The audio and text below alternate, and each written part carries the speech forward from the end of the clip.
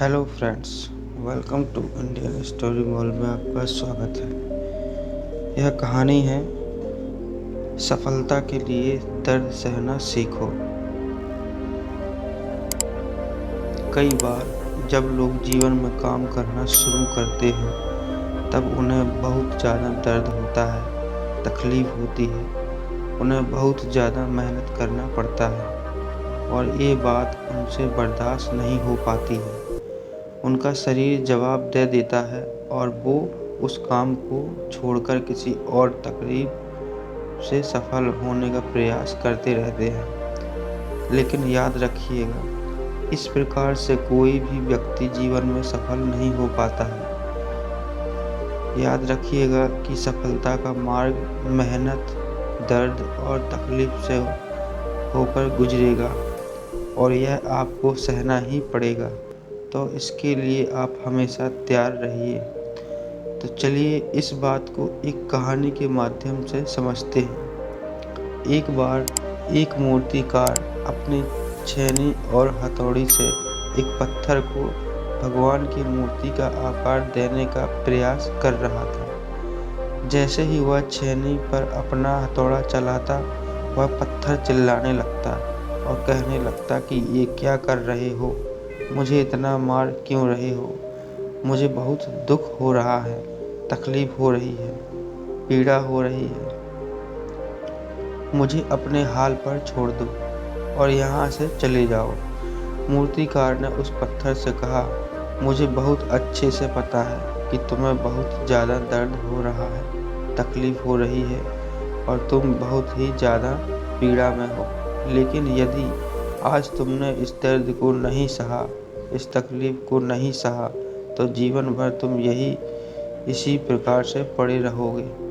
मुझे पता है कि तुम में आगे बढ़ने की अपार संभावना है। तुम एक बहुत अच्छे पत्थर हो, लेकिन यदि तुम इसी प्रकार से रहोगे तो कभी भी आगे नहीं बढ़ पाओगे।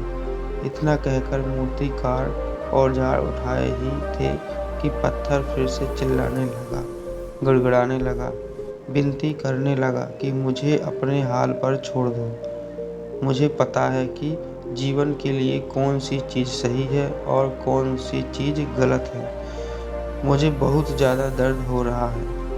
अब मैं इस तकलीफ को बहुत ज़्यादा नहीं सह सकता। मैं जिस हाल में हूँ, जो उस हाल में छोड़कर मुझे तुम यहाँ से चले जाओ। उस मूर्तिकार फिर से उस पत्थर को समझाने की कोशिश की, ज़्यादा अधीर मत बनो और अपने सब्र को बनाए रखो। थोड़ी देर और इस दर्द को सहो। यदि इस दर्द को सह लिया तो मैं भगवान की मूर्ति के रूप में तुम्हारी स्थापना कराऊंगा और फिर दूर दूर से लोग पूजने करने आएंगे और पंडित और लोग तुम्हारी सेवा करेंगे।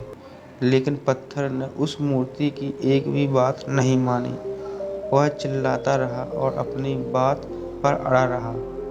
मूर्तिकार ने उस पत्थर को समझाने की बहुत कोशिश की, लेकिन वो पत्थर नहीं माना।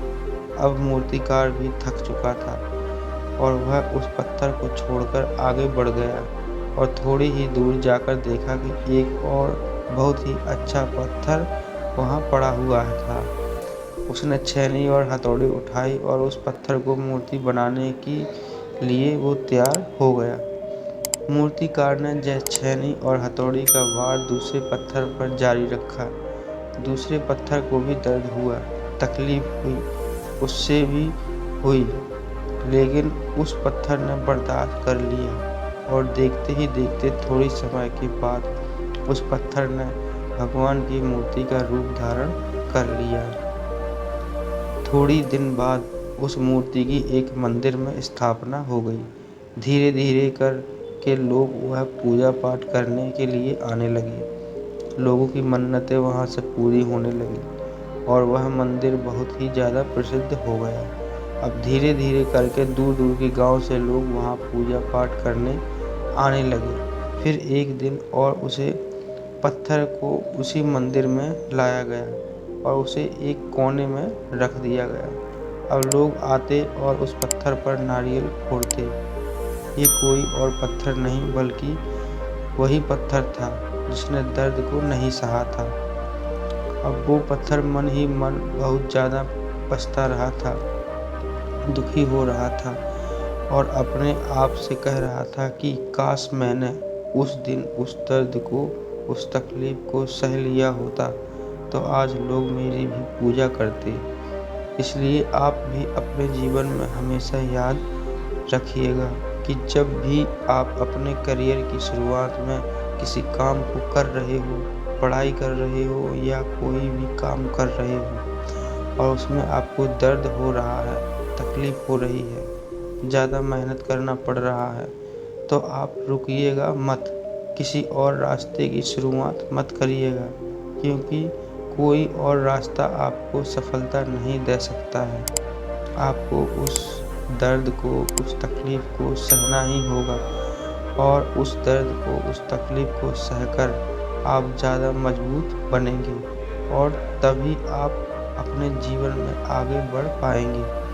और जीवन में हमेशा याद रखिएगा कि आपको पहले पत्थर की तरह नहीं बल्कि दूसरे पत्थर की तरह बनना है। दोस्तों, यदि ये कहानी आपको पसंद आई हो और इससे कोई सीख मिली हो तो अपने दोस्तों और अन्य लोगों के लिए शेयर ज़रूर करें। वीडियो पसंद आई हो तो लाइक करें, कमेंट करें और चैनल पर नया हो तो चैनल को सब्सक्राइब ज़रूर करें। धन्यवाद।